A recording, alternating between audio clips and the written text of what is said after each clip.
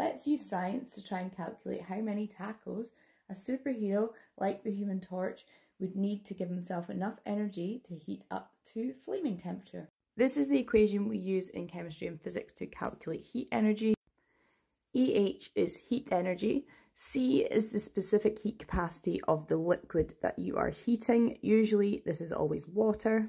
Every liquid has its own specific heat capacity, and for water it is 4.18 kilojoules per kilogram per degree Celsius. This means that if you wanted to heat 1 kilogram of water by 1 degree Celsius, you would need this many kilojoules of energy. If you're doing an exam question using this equation, you would be given the specific heat capacity either in your data booklet or in the question.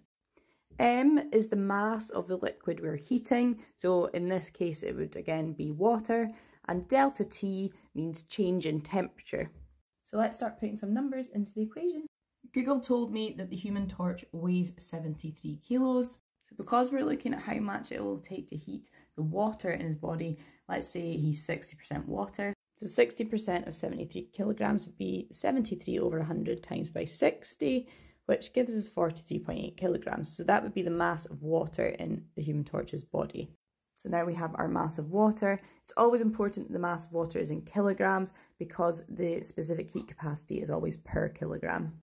Now we just need to calculate our change in temperature, which also has to be in degrees Celsius because the specific heat capacity is in degrees Celsius. After another wee Google, I found out, let's say everyone's body temperature is around about 37 degrees. The Human Torch at his flaming heat is 416 degrees Celsius.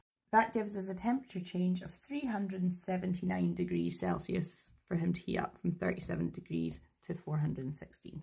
So now we've got numbers assigned to our variables, we just need to plug them into the equation. Plugging all those numbers in and multiplying out gave us 63,388.84 kilojoules of energy. So that's how much energy he needs to heat up to his flaming temperature. After another quick Google, I found that one Taco Bell Soft Taco Supreme gives you 1,080 kilojoules of energy. We can now use direct proportion to calculate how many tacos we need for this much energy. So we'd scale down to 1 kilojoule first, and to go from 1,080 to 1 kilojoule, we divide by 1,080.